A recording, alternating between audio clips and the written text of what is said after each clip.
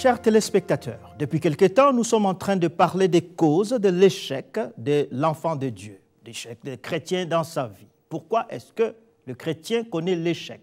Nous avions parlé des 4 causes. Nous avions dit que c'est possible quand l'enfant de Dieu touche à l'occultisme, quand l'enfant de Dieu touche à l'idolâtrie, quand l'enfant de Dieu méprise ses parents, quand l'enfant de Dieu manque de respect ou se rebelle contre les autorités humaines établies par Dieu, l'enfant de Dieu peut dans ces cas-là connaître l'échec dans sa vie. Mais aujourd'hui, nous allons encore montrer une 5e cause de l'échec dans la vie de l'enfant de Dieu. Nous allons parler de la gravité des péchés sexuels comme cause des échecs dans la vie et nous allons expliquer les différentes sortes de péchés sexuels qui amènent l'échec dans la vie de l'enfant de Dieu. Parlons d'abord de la sexualité entre membres d'une même famille, c'est-à-dire les relations incestueuses. Voici ce que la Bible dit dans Lévitique 18, 6 à 18. « Nul de vous ne s'approchera de sa parente pour découvrir sa nudité, je suis l'Éternel. Tu ne découvriras point la nudité de ton père, ni la nudité de ta mère, c'est ta mère, tu ne découvriras point sa nudité. Tu ne découvriras point la nudité de la femme de ton père, c'est la nudité de ton père.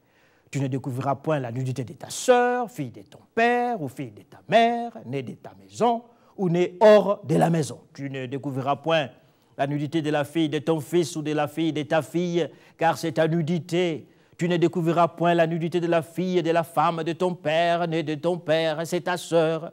Tu ne découvriras point la nudité de la sœur de ton père, c'est la proche parente de ton père.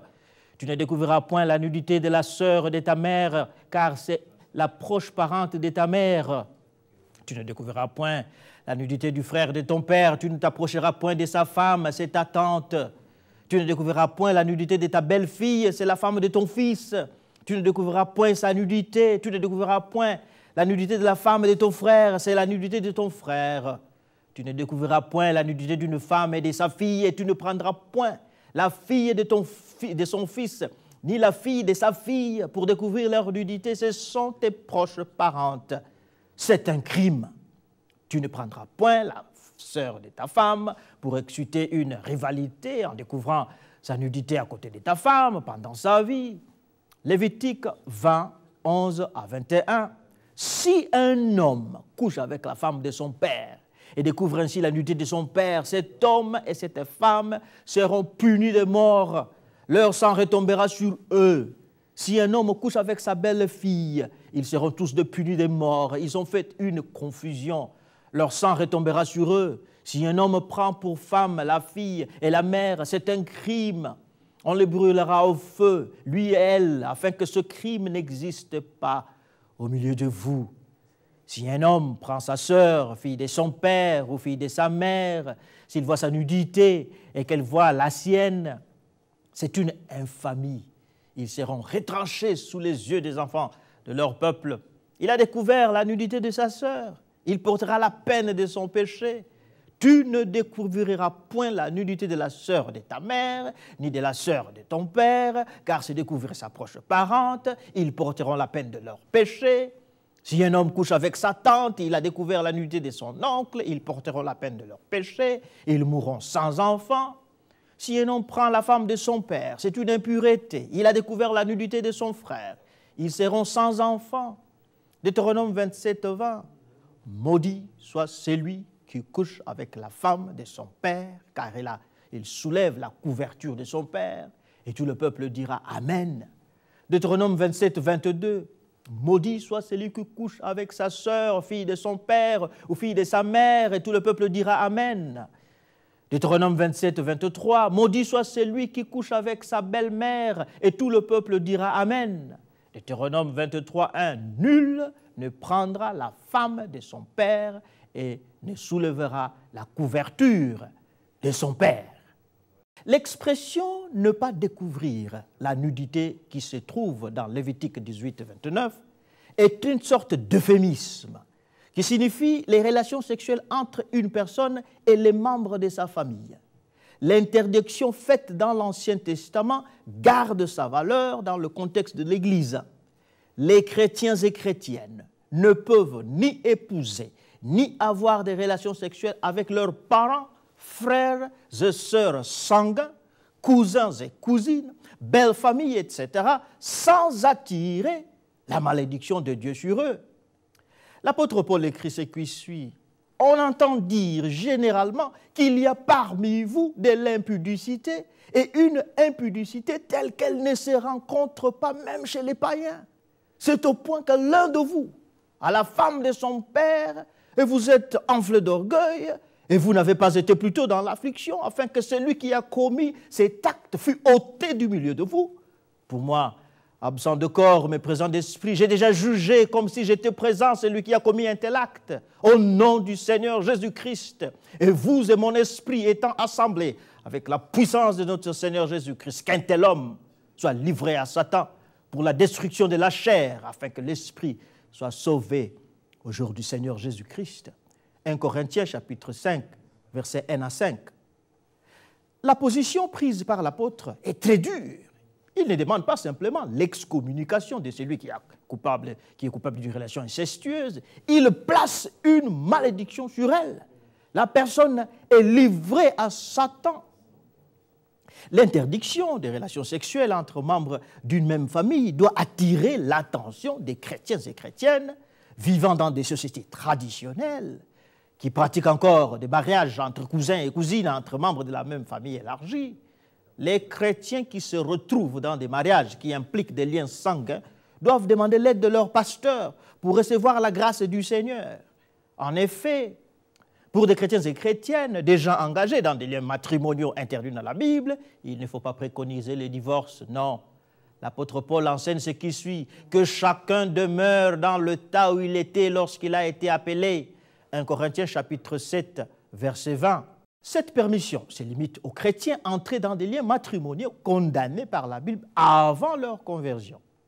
Mais les chrétiens ou la chrétienne célibataire qui veut se marier n'est pas autorisé d'épouser une personne ayant des liens familiaux avec lui, car le mariage et la sexualité entre parents et membres d'une même famille amènent la malédiction de Dieu. Voici les malheurs qui frappent la personne maudite à Dieu à cause des relations incestueuses.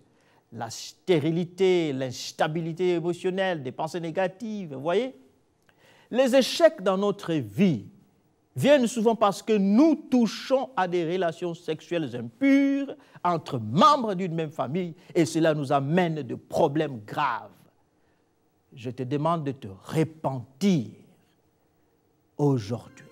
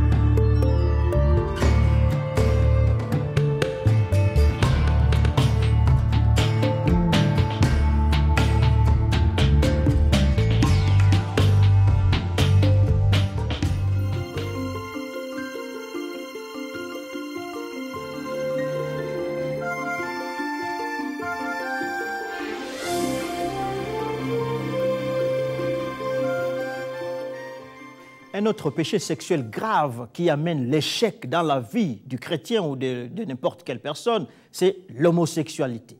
La Bible considère l'homosexualité comme une pratique sexuelle contre nature. Elle est abjecte et sévèrement punie par la mort physique et la mort spirituelle qui constituent les formes les plus visibles de la malédiction de Dieu. Voici ce que la Bible enseigne sur l'homosexualité. Lévitique 18, 22, « Tu ne coucheras point avec un homme comme on couche avec une femme. C'est une abomination. » Lévitique chapitre 20, verset 13, « Si un homme couche avec un homme comme on couche avec une femme, ils ont fait tous de une chose abominable, ils seront punis des morts, leur sang retombera sur eux. » Romains chapitre 1, versets 26 à 28, « C'est pourquoi Dieu les a livrés à des passions infâmes, car leurs femmes ont changé l'usage naturel en celui qui est contre nature, et de même les hommes abandonnent l'usage naturel de la femme, se sont enflammés dans leurs désirs les uns pour les autres, commettent homme avec homme des choses infâmes, et recevant en eux-mêmes le saleur que mérite leur égarement. Comme ils ne sont pas souciés de connaître Dieu, Dieu les a livrés à leur sens reprouvé pour commettre des choses indignes. » 1 Corinthiens chapitre 6, versets 9 à 10. « Ne savez-vous pas que les injustes n'hériteront pas le royaume de Dieu? Ne vous y trompez pas. Si les impudiques, ni les impudiques, ni les idolâtres, ni les adultères, ni les efféminés, les homosexuels, ni les infâmes, ni les voleurs, ni les cupides, ni les ivrognes, ni les outrageux, ni les ravisseurs n'hériteront le royaume de Dieu. » Point n'est besoin d'indiquer que celui qui pratique l'homosexualité ou bien le lesbianisme vit sous la malédiction divine et court à sa perte, et l'échec se colle à lui. Les homosexuels, les lesbiennes sont exclus du royaume de Dieu, selon l'apôtre Paul, à moins qu'ils ne se repentent et abandonnent leur abomination. Voici les malheurs qui frappent la personne maudite par Dieu à cause du péché d'homosexualité, des insomnies, des cauchemars, l'instabilité émotionnelle, l'audition de voix qui parle à la personne sans que les autres n'entendent. Bien sûr, l'échec dans la vie, des problèmes de dépression nerveuse, la folie, et puis des maladies chroniques, des maladies incurables, bizarres. Vous voyez, toutes ces choses sont des natures à amener l'échec dans la vie de la personne embourbée dans l'homosexualité.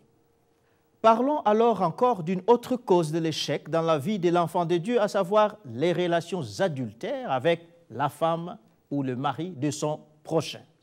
Lévitique 18, 20. « Tu n'auras point commerce avec la femme de ton prochain pour te souiller avec elle. » Lévitique 20, 10. « Si un homme commet un adultère avec une femme mariée, s'il commet un adultère avec la femme de son prochain, l'homme et la femme adultères seront punis de mort. » Proverbe 6, 27 à 29, « Quelqu'un mettra-t-il du feu dans son sein sans que ses vêtements s'enflamment? Quelqu'un marchera-t-il sur des charbons ardents sans que ses pieds soient brûlés? Il en est de même pour celui qui va vers la femme de son prochain. Quiconque la touche ne restera pas impuni. » Proverbe 6, 32, « Mais celui qui commet un adultère avec une femme est dépourvu de sens.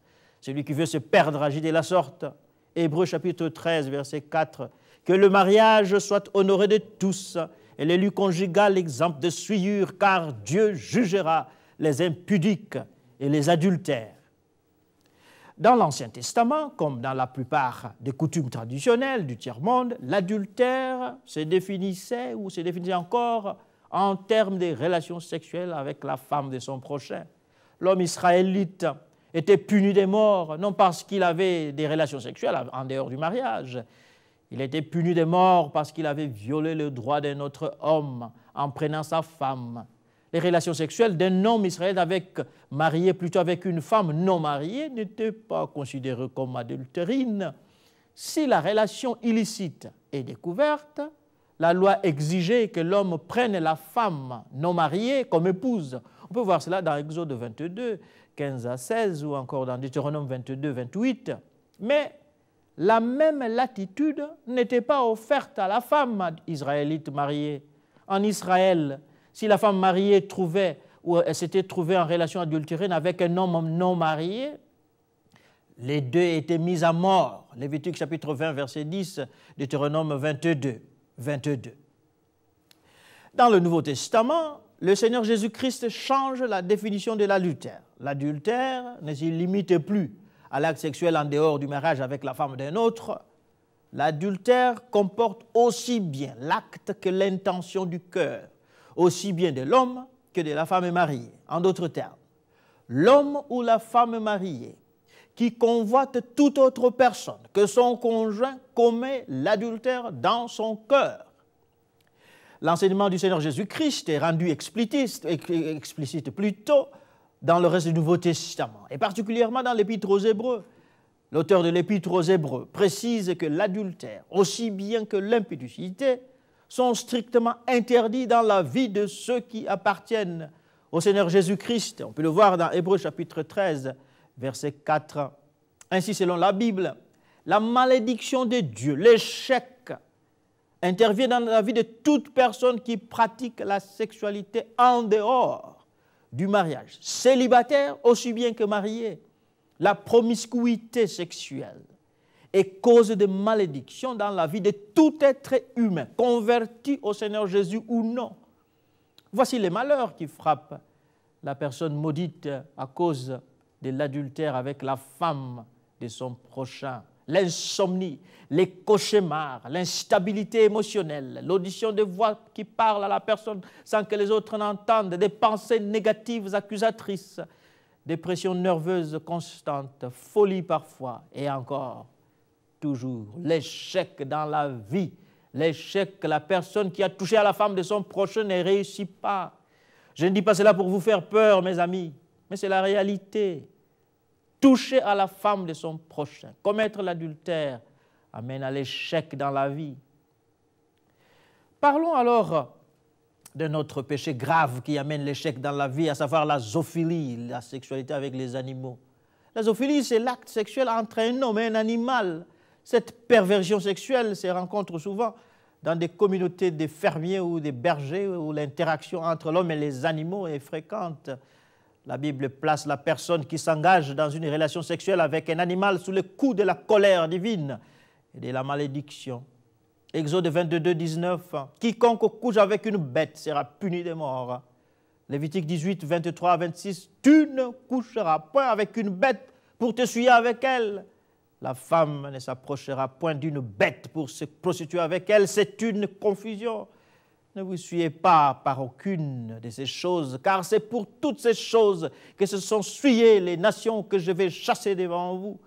Le pays en a été souillé, je punirai son iniquité, et le pays vomira ses habitants. Vous observerez donc mes lois et mes ordonnances, et vous ne commettrez aucune de ces abominations, ni l'indigène, ni l'étranger qui séjourne au milieu de vous, car ce sont là toutes les abominations qu'ont commises les hommes du pays qui ont été avant vous, et le pays en a été souillé. Lévitique 20, 15. Si un homme couche avec une bête, il sera puni de mort, et vous tuerez la bête. Si une femme s'approche d'une bête pour se prostituer, elle sera tuée aussi, et vous tuerez aussi la bête.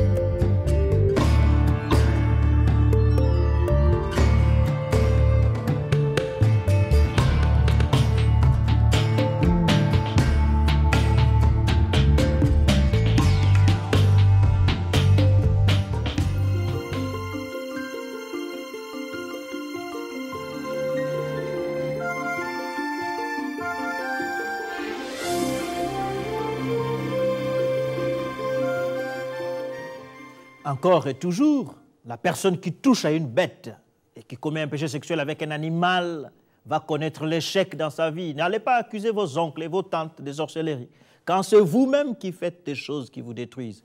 Et la bonne nouvelle, c'est que Dieu est là pour vous pardonner et vous nettoyer, et vous donner la force et la réussite quand vous vous repentez et vous abandonnez toutes ces saletés. La bénédiction de Dieu va venir et l'échec va disparaître. Mais attention, on n'a pas fini. Il y a encore un autre péché grave qui amène l'échec dans la vie de l'enfant de Dieu. C'est la pornographie. La pornographie, masturbation, fellation, relations sexuelles contre nature. Bien qu'elle ne soit pas mentionnée dans la Bible, la pornographie, la masturbation, la fellation, toutes les formes des relations sexuelles contre nature entraînent la malédiction et l'échec dans la vie. Pourquoi?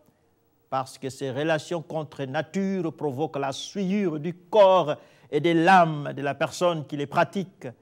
La faveur de Dieu ne peut demeurer sur une personne qui vit dans la souillure.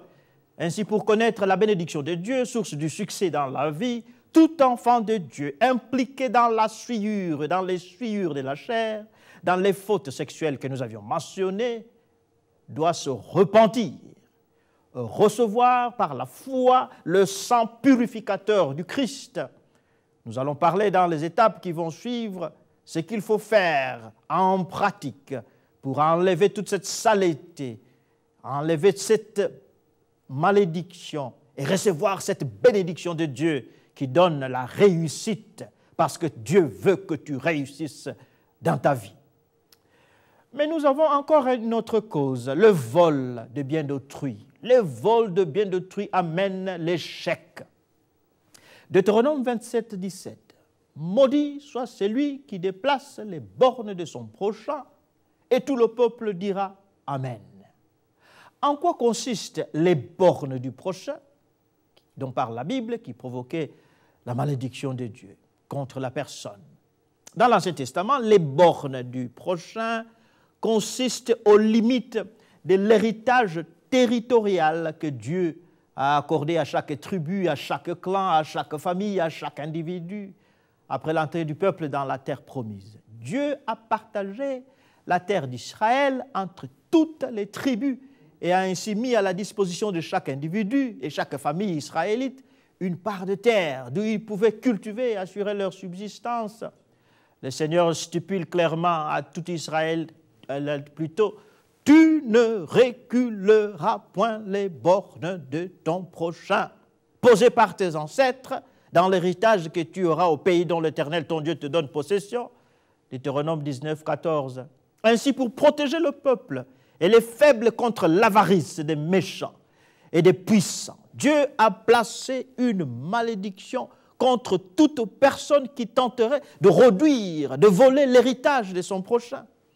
L'auteur de Proverbes enseigne « Ne déplace pas les bornes anciennes que tes pères ont posées. » Proverbes 22, 28. « Ne déplace pas la borne ancienne et n'entre pas dans le champ des orphelins, car le vengeur est puissant.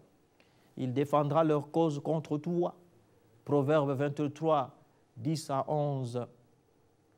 Voler les biens d'autrui, prendre ce qui appartient à un autre, sans son accord, si insignifiant que cela soit, est un acte de vol qui amène la malédiction de Dieu.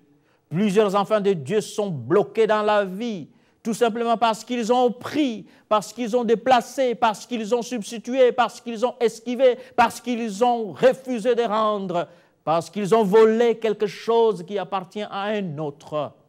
C'est quelque chose qui appartient à un autre peut en effet être un simple crayon, une dette contractée que l'on refuse de rembourser, ou une forte somme d'argent, ou un bien volé. Ce vol peut avoir été perpétré contre une personne, contre une institution, une entreprise, ou contre l'État. Le vol de biens d'autrui amène la malédiction de Dieu, et cela est cause d'échec dans la vie. La malédiction caractéristique qui frappe la personne qui a volé le bien d'autrui, c'est le manque de succès dans la vie. Le voleur peut beau voler, entasser les biens des autres, mais rien ne marche dans sa vie.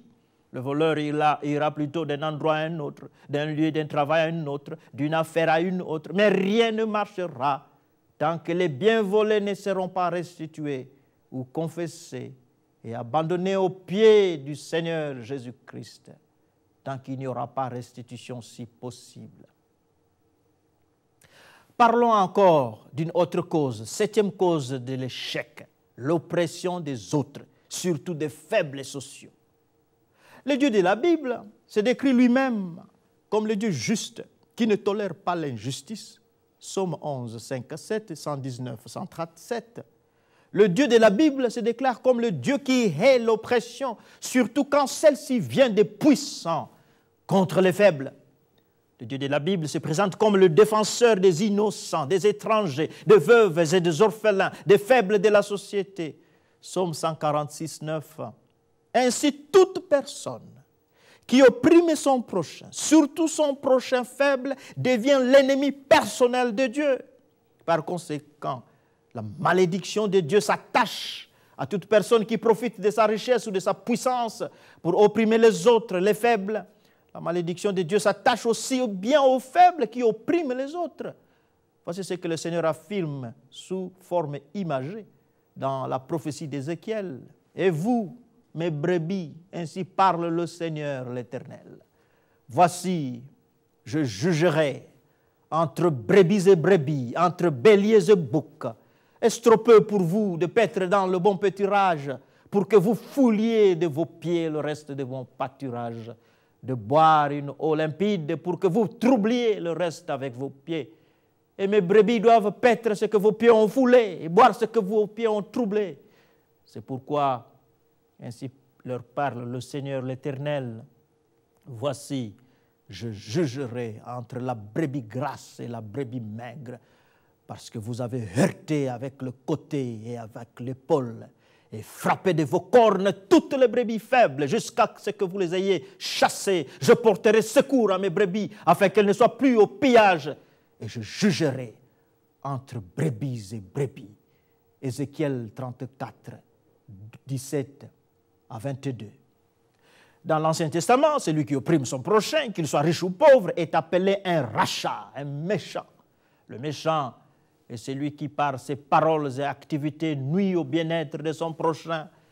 Contre le méchant, la Bible réserve une malédiction immédiate et sévère. L'auteur du proverbe écrit les paroles suivantes. La malédiction de l'Éternel est dans la maison du méchant, mais il bénit la demeure du juste. Proverbe chapitre 3, verset 33. Voici ce que la Bible affirme à propos de la malédiction de Dieu contre ceux qui oppriment les autres. Deutéronome 27, 17. Maudit, maudit soit celui qui déplace les bornes de son prochain. Et tout le peuple dira Amen. Deutéronome 27, 18. Maudit celui qui fait égarer un aveugle dans le chemin. Et tout le peuple dira Amen. Deutéronome 27, 19. Maudit soit celui qui porte atteinte aux droits de l'étranger, de l'orphelin, de la veuve. Et tout le peuple dira Amen. Deutéronome 27, 24. Maudit soit celui qui frappe son prochain en secret. Et tout le peuple dira Amen. Chers téléspectateurs, nous sommes limités par le temps. Mais Dieu voulant, nous allons continuer cette émission la fois prochaine. Mais je te demande de prendre courage. Ne sois pas découragé. Ton Dieu te veut du bien. Ton Dieu va te bénir. Continue d'écouter la parole de Dieu que nous enseignons et tu sauras comment passer de l'échec à la bénédiction et à la réussite. Que ton Dieu te bénisse aujourd'hui au nom de Jésus-Christ. Amen.